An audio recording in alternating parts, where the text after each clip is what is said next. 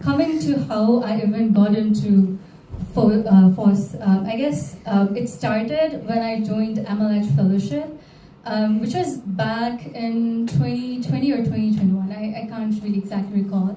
But at that point, basically when it came to like contributing to open source as just being part of that community, I just had a preconceived notion that I really need to be expert in this field to even start contributing or being a part of that community. And then, I just became a part of that fellowship, got some amazing mentors, met some amazing folks who were really working in this field, and really started with my contribution there. I remember the first contribution that I did had comment that said like, hey, like you're not naming your variable right. At first I felt very I felt like, oh yikes, that's not the kind of comment you'd want to have in your first contribution. But then, with time, I guess it just really helped me to grow. And I guess you just get like free mentorship. So I was able to learn so much. And then I guess the reason why I'm still here is I've learned so much from this community, still am learning. And I guess it's just one way for me to give back by just being a active member of this community. Thank you. Thank you very much. Over to you, Joe. Yes, Yes.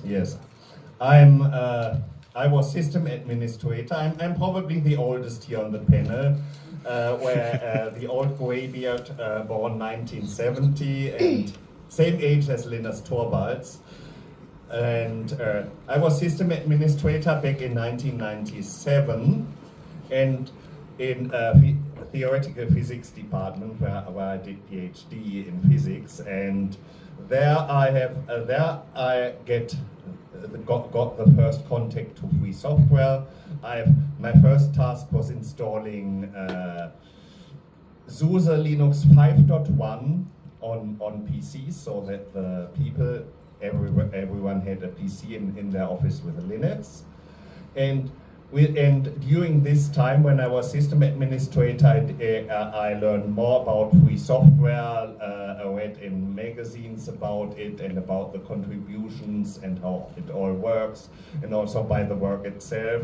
And I did my first contribution, but for a program named XCD-ROS to make it working in a network of many users. And this was really it was right away accepted, and this was my really first impression with free software. And we had also a printer there, laser printer, and when CUPS came up, I installed it, and it worked exceptionally well. And then I wrote a little printing dialogue, which was then my first own free software project. And this led to the invitation to my first conference in the middle of 2000, Linux Tag, and there I was invited by Mandrake Soft for a full-time job to take care of printing, to switch Mandrake Linux to CUPS. And that was the beginning of my amazing career, as I founded then Open Printing, and I made every distro using CUPS. And with this, I got the printing guru for all the free software. And so I was, since the early 2000s, leading Open Printing, taking care of printing, what I'm still doing today. And in the time I was working at Mandrake Soft in the beginning up to 2006, then at Canonical up to July this year, unfortunately only. And so for continuing Open Printing, I really would need help, that someone would hire me, or sponsorship and so on. Yes, during the time, it was not only coding, it was a lot of community interaction, Google Summer of Code conferences and so on. It was really, I love this role, and I really want to continue with it. Yeah, that's lovely. Someone is so old that Linux existed while he did. Seemed like. Alright, moving on, please introduce yourself. So hello everyone, I am Arvind Kaushik. I am a software engineer from India and also part of the UbuCon Asia global organizing committee. So what started for me was in my early days when I was in high school or all, I was always wondering that if there's any alternative to this weird Windows system that we are currently using. And we learned about Linux, but it was more about its terminal kind of thing which hackers use, and normal people should be staying away from this kind of thing. But later on, what happened was in my sister's college, it was mandatory to use Ubuntu for some compiler-related classes. So that's when I was given the task to get that installed on her system through the shop because she was in another city. And that's when I first started using Ubuntu 16.04. That really sparked a passion that, okay, there's something which is different than Windows, which I felt better usable. I found it nice and I thought, okay, so there's an option apart from the Windows world, but I didn't dive that deep into it, but it sparked something at that time. Later on when I was in my diploma doing that education, I thought, why not give it a try on the system? I was trying it in a VM, I was liking it, and it came to a point where I was using it more in a VM than my host system. So I thought it's very inefficient, why not just switch out the system?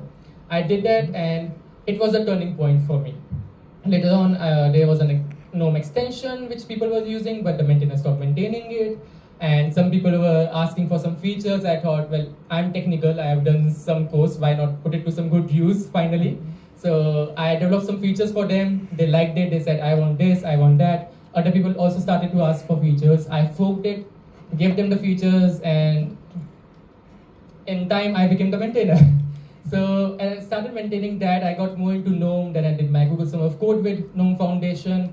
That's when I got the opportunity to present at GNOME Asia, Guadec, where I met Molo. He made me learn about locals, how locals work, what those are. I met with Youngbin through the local reboot efforts, where we organized UbuCon Asia.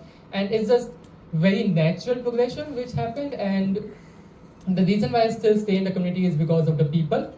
The main reason for FOSS for me is it lets you learn. You can contribute to big software without joining the company or any kind of wall between you and what you want to do. And also the awesome people who teaches you a lot of things, treat you as part of a family, and don't really judge you for anything. And so yeah, that's my story.